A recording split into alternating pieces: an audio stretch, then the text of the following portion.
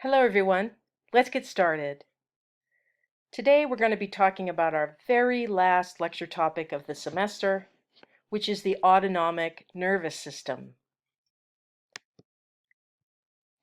If you recall, when we first began our series of lectures about the nervous system, I showed you this diagram, which shows how the nervous system is organized in terms of the various branches.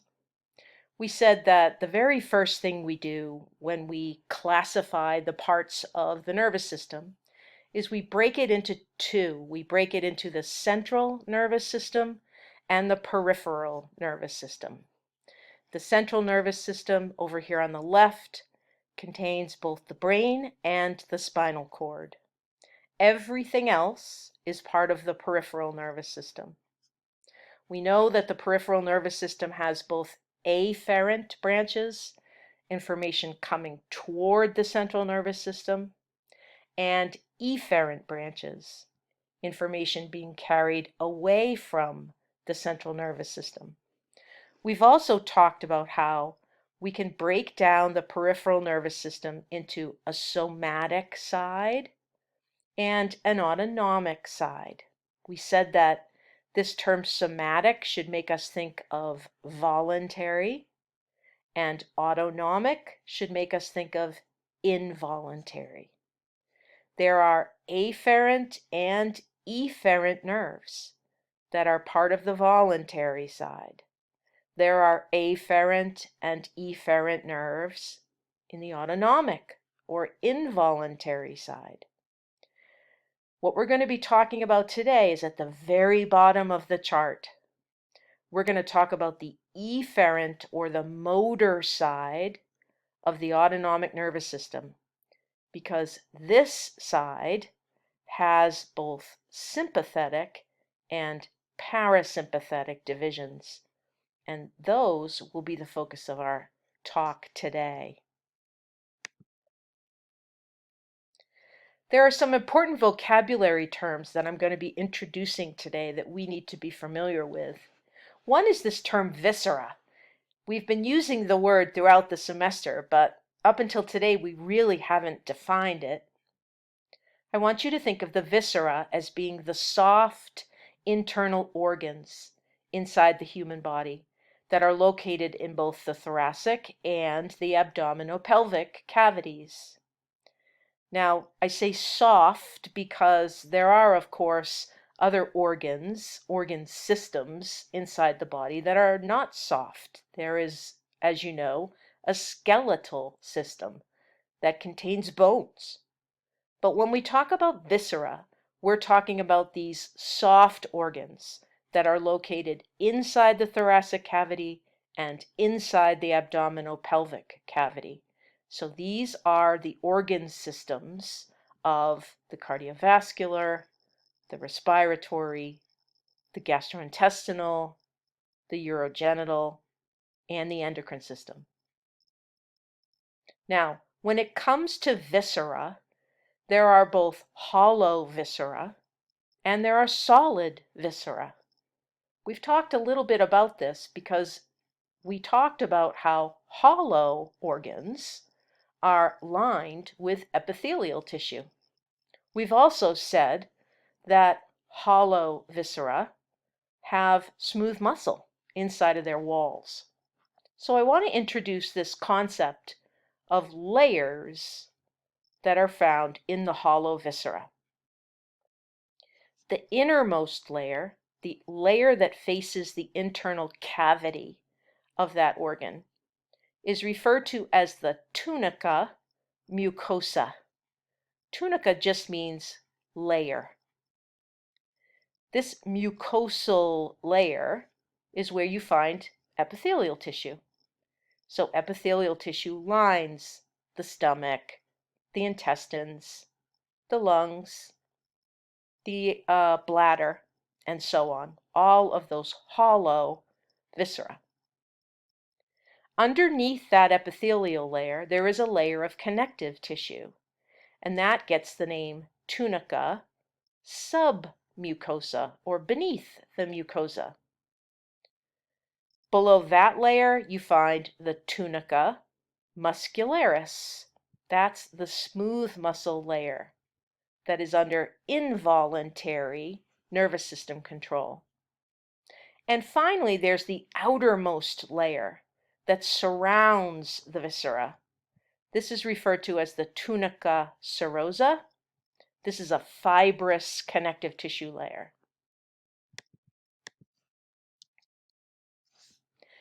On this slide, we're looking at a drawing of the human stomach, and portions of it have been cut away so we can examine the layers of the wall of this hollow organ. This little area right here, this tiny little box, has been blown up for us so we can identify these layers. The layer up top in the diagram represents the layer that would be facing the internal cavity of the stomach. This is the mucosal layer, or the Tunica Mucosa.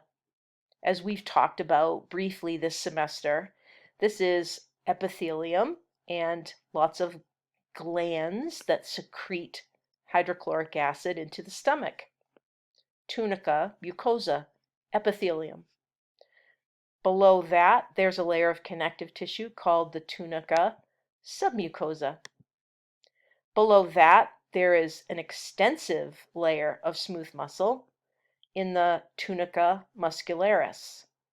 The stomach has a lot of contractile activity associated with it that's necessary as part of the digestive process. So the muscular layer in the wall of the stomach is quite extensive.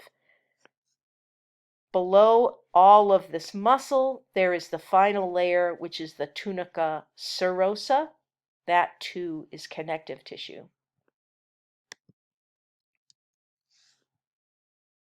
On this slide, you're looking at an image underneath a light microscope of a cross section or a transverse section through the intestine. Now, the innermost layer that stains very dark pink, this is Tunica Mucosa. This is epithelial tissue. And I think you can see that it is highly, highly folded. The white that you can see on this microscope slide is space. So this is the cavity inside the intestine. And it's not circular, is it? Instead, it's got all of these little sort of feathered or branched areas where these epithelial cells are all folded up. Remember, anytime you see folds in an anatomical structure, they're there for a reason, and that reason is that they provide increased surface area. We talked about this in terms of the gyri and sulci in the cerebrum. So this is Tunica mucosa in dark pink, submucosa in white, muscularis in light pink, and then you can't really see it, but there's a thin layer of serosa around the outside of this piece of intestine.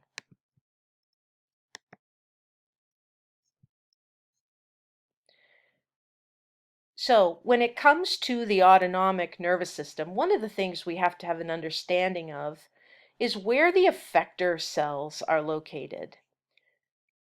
Remember, the autonomic nervous system has both afferent and efferent branches, just like the somatic nervous system does.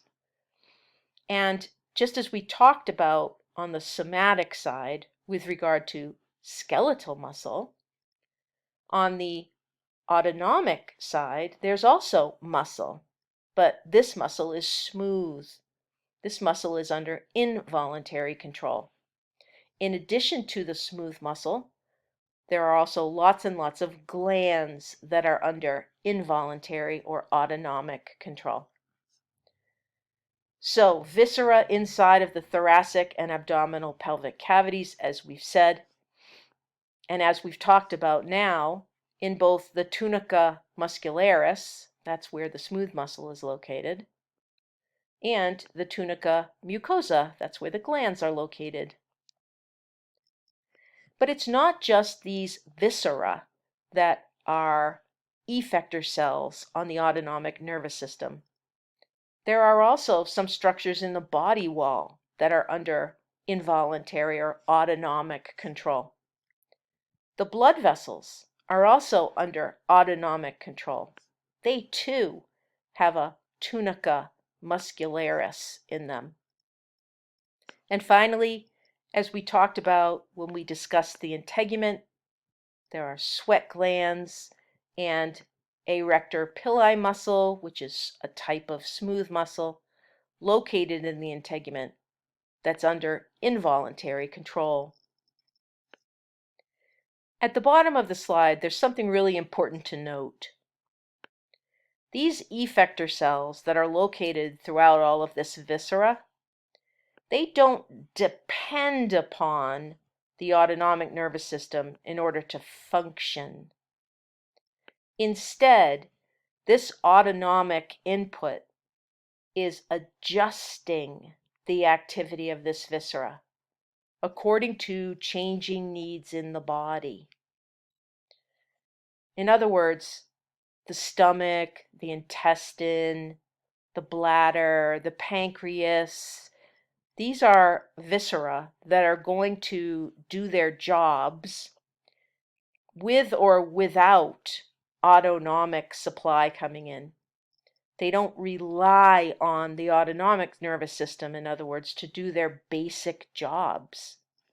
What the autonomic nervous system is doing to these viscera is adjusting how they're doing their job, either increasing that function in the moment or quieting down that function in the moment, somehow changing it according to the needs of homeostasis in that moment. This is a critically important concept because this is going to help us to understand the role of both the sympathetic and the parasympathetic branches of the autonomic nervous system.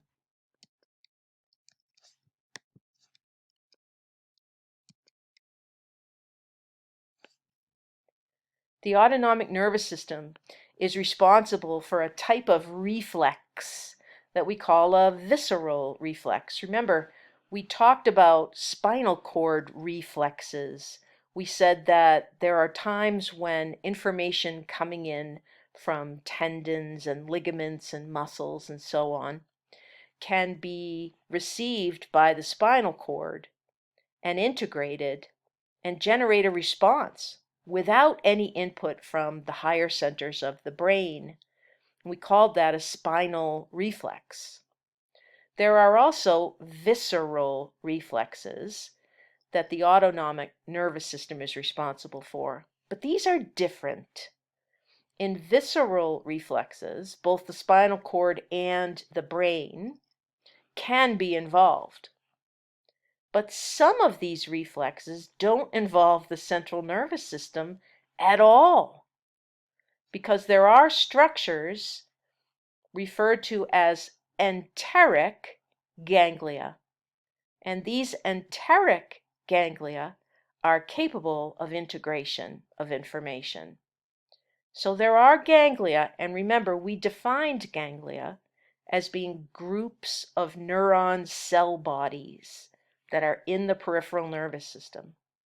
There are ganglia that are associated with viscera that are capable of integrating incoming sensory information and sending out efferent information. And that elicits what we refer to as a visceral reflex. So this reflex arc would first have a receptor in the viscera receiving some kind of information that travels along afferent neurons. They will then come in contact with some kind of an integration center. Sometimes it's the brain and spinal cord, sometimes it's enteric ganglia. That then sends out information along efferent pathways to the effector cells in the viscera that elicit a response. A lot of what happens in human viscera is reflexive.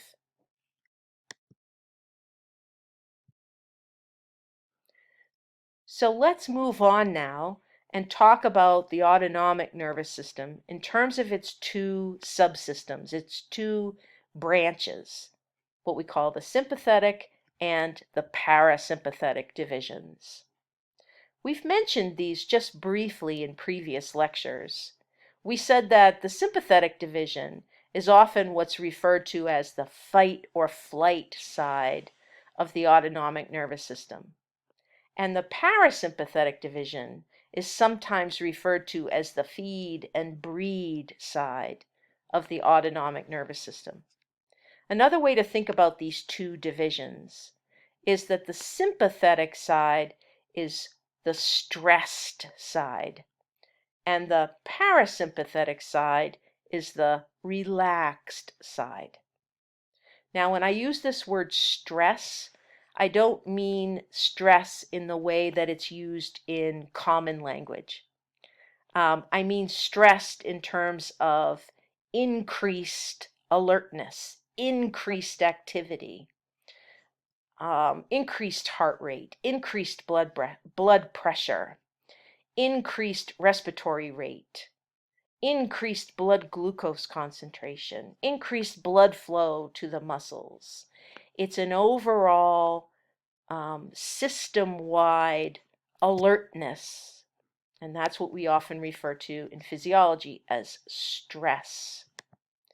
Now, this kind of physiological stress also results in decreased activity in certain areas, including things like blood flow to the skin and blood flow to the digestive tract, and things like reproductive functioning. When resources have to be diverted to the cardiovascular system and the respiratory system and the skeletal muscle system, when they're being used primarily in those systems, they have to be diverted away from the systems that are not necessary in that moment. On the parasympathetic side, the relaxed side, instead of thinking about alertness, we think about calming effects on body functions. So, generally speaking, the parasympathetic division is about reduced energy expenditure to the cardiovascular and the respiratory and the skeletal muscle, and just nice, normal baseline maintenance activity in the body, including the digestive system and the reproductive system, which is why we use feed and breed to remind us.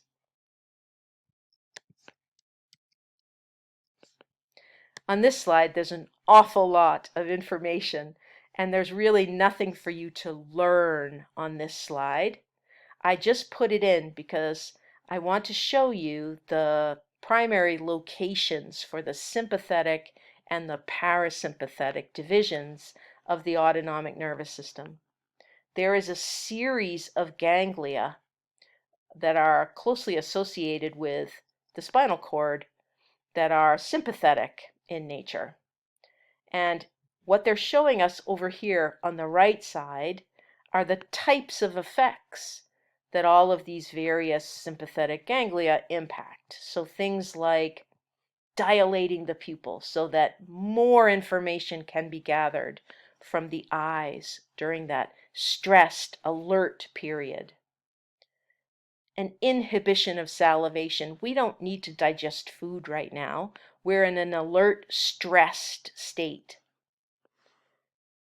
A dilation of the tubular network in the respiratory system so that more air can be brought in and more oxygen exchange can occur.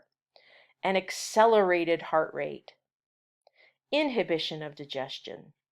Stimulation of glucose release from the liver. An increase in the stress-related hormones like epinephrine and norepinephrine from the adrenal glands. An inhibition of peristalsis in the intestine, and a relaxation of the bladder. Now, that one might surprise you. You might think that during a a time of alert stress that would cause the bladder to be more constricted. But I'm sure you've at least heard of instances when people were under very high stress levels when they urinate themselves involuntarily. That's a sympathetic effect. Over on the parasympathetic side, what they've done in this diagram is they've shown us the same organ, but the opposite effect, essentially. So parasympathetic input will constrict the pupil, will stimulate salivation, will narrow things like the bronchi inside of the respiratory airways. It will slow down the heart rate. It will stimulate digestion, and so on and so on. So we often think about sympathetic and parasympathetic as being completely opposing forces, but in reality, it's better to think of them as balancing forces. Neither one of them is purely stimulatory or purely inhibitory. Rather, they balance each other out during different times according to different needs of the body. Both sympathetic and parasympathetic systems are active simultaneously. It's just that one or the other is going to predominate at any one moment according to the needs of the body. Remember when we talked about skeletal muscle, we said that skeletal muscle is never completely relaxed if the body is alive. Skeletal muscle is always going to have a low level of tone associated with it. The same is true of the autonomic nervous system. There's a background level of tone that we refer to as autonomic tone, so that at any one moment, these two systems, sympathetic and parasympathetic, can be ramped up according to the needs of the body. Neither division is purely excitatory or purely calming. We think about the sympathetic as being alert, stressed, excitatory, and generally speaking, it is. We think about the parasympathetic as being calming, relaxing, and generally speaking, it is. But neither one of them is purely excitatory or purely calming. Remember, the sympathetic is going to decrease the activity of the intestinal tract. The parasympathetic is going to increase or stimulate the activity of the gastrointestinal tract. So they're not purely excitatory or calming. They're mixed in their function. It's just that at any one moment, one or the other will be predominant in their influence.